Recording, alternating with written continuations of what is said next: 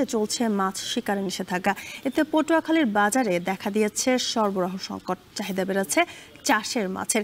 এ নিয়ে আরও জানাতে কলাপাড়া পাইকারি মাছ বাজার থেকে যুক্ত হচ্ছেন সহকর্মী জসিম পারভেজ। জসিম, মাছের বাজার কেমন দেখছেন এবং কোন মাছ কত টাকায় বিক্রি হচ্ছে জানাবেন।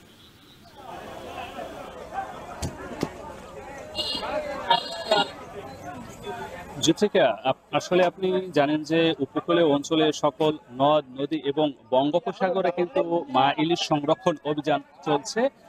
গত 4 অক্টোবর থেকে আগামী 25 অক্টোবর পর্যন্ত এই 22 দিন এই সকল জলাশয়, নদ নদী এবং সমুদ্রে এ সকল বৃহত্তর যে জলাশয় রয়েছে সেখানে কিন্তু মাছ শিকার সম্পূর্ণ নিষিদ্ধ করেছে সরকার।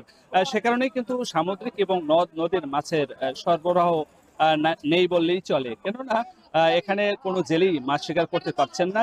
জেলা প্রশাসন, উপজেলা প্রশাসন এবং মৎস্য অধিদপ্তর সহ আইন শৃঙ্খলা বাহিনী তারা কিন্তু কঠোর নজরদারি রেখেছে। এবং এই কারণেই কিন্তু এখন যে পুকুর, ঘের সহ অন্যান্য যে জলাশয় রয়েছে সে সকল জলাশয়ের মাছের সরবরাহ কিছুটা রয়েছে উপকূলীয় অঞ্চলের বিভিন্ন হাট বাজারে। আমি এখন দাঁড়িয়ে আছি পটুয়াখালী কলাপাড়ার নাসনাপাড়া মডেল পাইকারি মাছ বাজারে। এখানে আজ আমরা দেখেছি যে 1 কেজি ওজনের যে রুই মাছ, সেই রুই মাছ প্রতি কেজি বিক্রি হচ্ছে 350 থেকে 370 টাকা, এবং কাতল বিক্রি হচ্ছে 360 থেকে 370 টাকা, এবং কালীবাউস যে মাছ সেগুলো বিক্রি হচ্ছে 350 থেকে 400 টাকা পর্যন্ত। এছাড়া যে তেলাপিয়া মাছ বিক্রি হচ্ছে প্রতি কেজি 150 থেকে 250 টাকা।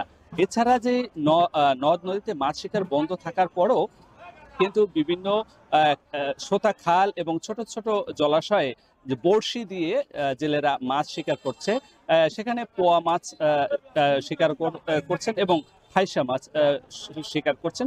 সেগুলো পোয়া মাছ প্রতি কেজি বিক্রি হচ্ছে 400 টাকা এবং ফাইসা মাছ প্রতি কেজি বিক্রি হচ্ছে 170 থেকে 200 টাকা প্রতি কেজি, এবং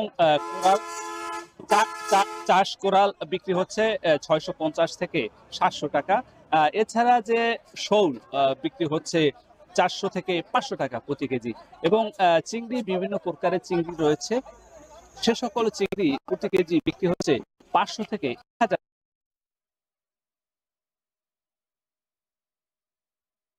জানেন যে সামুদ্রিক এবং নদ নদীর মাছের সরবরাহ না থাকায় কিন্তু এই মাছের সামুদ্রিক এবং নদ নদীর মাছের সরবরাহ না থাকায় কিন্তু এই মাছের সরবরাহ কম রয়েছে, চাহিদার তুলনায় কম, সে কারণে দামটা চড়া রয়েছে।